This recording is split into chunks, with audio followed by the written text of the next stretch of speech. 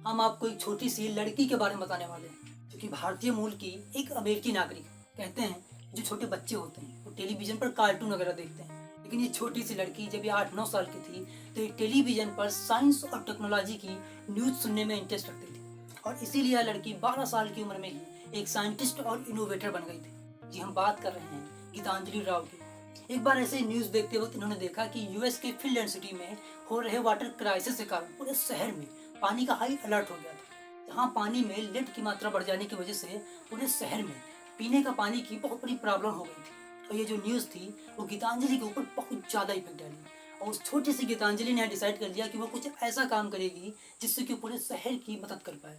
तो उसने ये भी देखा कि जो यूएस इन्वायरमेंट प्रोटेक्शन एजेंसी थी वो लोगों के घर घर जाकर के वाटर के सैंपल को कलेक्ट कर रही थी। तो उन्होंने अपनी माँ को देखा कि वो पानी की जांच करने के लिए बेसिक टेस्ट स्ट्रिप का प्रयोग कर रही थी और ये दृश्य देखकर वो बहुत ज़्यादा हैरान हुई और वो बोली कि ये बिल्कुल भी सही तरीका नहीं है पानी की जांच करने के लिए। और उसके बाद इन सारी कंडीशंस को देखते हुए वो एक डिवाइस बनाने का प्लान बनाई और इसके लिए उन्होंने यूएस के 3M मैन्युफैक्चरिंग कंपनी के एक रिसर्चर से कांटेक्ट किया तथा उनकी हेल्प से अपने रिसर्च को शुरू करने का रिक्वेस्ट किया। अब जो 3M मैन्युफैक्चरिंग कंपनी का जो रिसर्चर था वो गीतांजलि का पूरे दिल से स्वागत किया तथा उनके आइडिया का सपोर्ट भी किया और यहीं से गीतांजलि की जर्नी की शुरुआत हुई। आगे चल करके गीतांजलि ने एक डिवाइस बनाया जिसका नाम टेथिस रखा गया।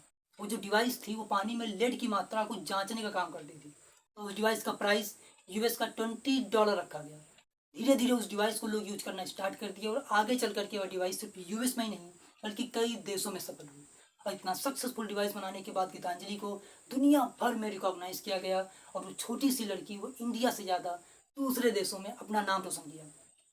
और यही नहीं, कम उम्र में नशीले पदार्थ की लत को छुड़ाने के लिए उन्होंने एक ओपियान नाम का भी एक डिवाइस बनाया जो कि बहुत कारगर सिद्ध हुआ तथा साइबर बुलिंग को रोकने के लिए उन्होंने किंडली नाम का भी एक ऐप बनाया जो कि शुरुआत में ही साइबर बुलिंग को रोकने के लिए सक्षम होता था।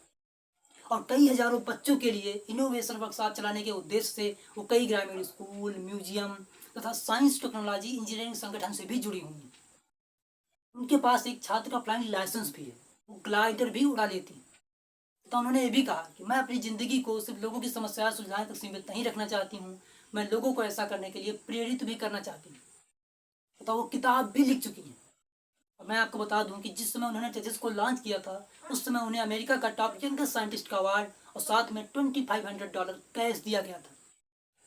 US Environment Protection Agency Youth Award भी उन्हीं को मिला था तथा Top Health Pillar Prize, Student Challenge Award भी वही जीती थी।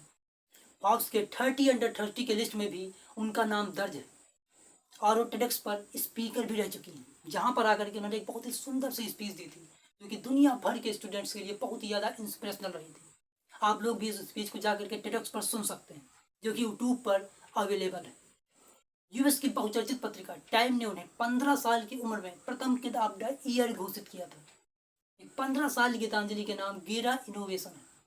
सोचो कितनी कमाल की बात है, एक छोटी सी लड़की आखिर इतना सब कुछ कैसे कर पाई।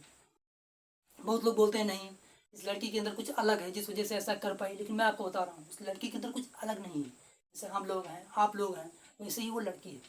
और क्या है, मैं आपको एक छोटे से एग्जाम्पल से समझाने की कोशिश कर रहा हूँ। आप लोग क्रिकेट मैच तो देखते होंगे। क्रिकेट मैच में क्या होता है, कोई भी बल्लेबाज शुरुआत में खेलने के लिए आता है तो उसको खेलने में बहुत दिक्कत होती है, लेकिन जैसे ही वो एक 4 या 6 लगाता है फिर उसको एक मोमेंटम मिल जाता है। उसके बाद वो आसानी से बल्लेबाजी करता रहता है, उसे कोई तकलीफ नहीं होती है। ठीक वही मोमेंटम इनके पास है। जब इन्होंने टेथिस को लॉन्च किया था तब उन्हें वो मोमेंटम मिल गया था। इसे आप मोमेंटम भी बोल सकते हो और कॉन्फिडेंस भी बोल सकते हो। और वो मिलने के बाद ये कभी भी पीछे मुड़ के नहीं देखी, ये लगातार काम करती जा रही हैं और आगे बढ़ती जा रही हैं। जो बड़े बड़े साइंटिस्ट जो सपने देखते हैं उसको ये आसानी से करती चली जा रही हैं क्योंकि इनके लिए एकदम एक खेल है। मैं आपको इनकी 3 लर्निंग बताने वाला हूँ जो कि आप लोगों को इनसे सीखना चाहिए और आगे बढ़ने की प्रेरणा लेनी चाहिए। Learning number 1, passion.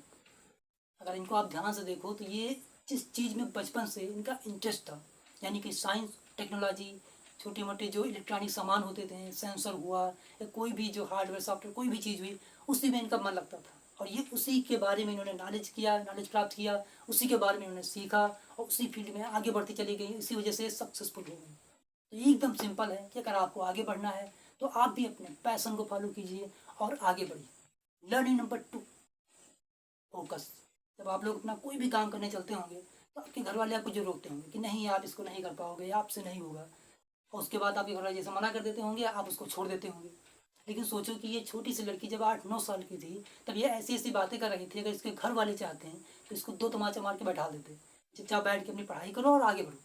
लेकिन उसको मना करने के बजाय उसका सपोर्ट किए। क्यों किए? क्योंकि इसका जो फोकस था वो एकदम क्लियर था, और इसी वजह से इसके जो घर वाले थे इसको मना नहीं किया, बल्कि इसका सपोर्ट किया और ये आगे बढ़ी। तो एकदम ये भी सिंपल ही है कि अगर आपको भी आगे बढ़ना है तो अपने पहले फोकस को क्लियर कीजिए और आगे बढ़िए। अगर आपके घर वाले आपका सपोर्ट करते हैं तो अच्छी बात है, नहीं करते हैं तो आप अपने लाइफ की रिस्पॉन्सिबिलिटी खुद लीजिए और आगे बढ़िए। Learning number 3, questioning. ये खुद पता है इनके घर वाले ये बोलते हैं कि इनकी जो क्वेश्चनिंग है, चाहे ये अपने पेरेंट्स से करें या फिर टीचर से करें या फ्रेंड सर्किल में करें या फिर अपने रिलेटिव से करें या फिर खुद से करें, इनकी जो क्वेश्चनिंग है इनको पुश करती है आगे बढ़ने के लिए, और इसी वजह से ये आगे बढ़ती चली जा रही है। तो मेरा भी आपसे एक सीधा सा क्वेश्चन है कि आपकी क्वेश्चनिंग क्या ऐसी है कि आपको अंदर से पुश करती है कि आप आगे बढ़िए? अगर आपकी क्वेश्चनिंग ऐसी है तो आप लाइफ में कुछ भी कर सकते हैं। और मैं आपसे आखिर में सिर्फ ये इतना कहना चाहता हूँ कि अगर आप ज़िंदगी में कुछ करना चाहते हैं तो उम्र मैटर नहीं करती है, सिर्फ हुनर और जज्बे मैटर करते हैं। अगर आपके पास ये है तो आप कुछ भी कर सकते हैं, कुछ भी बन सकते हैं।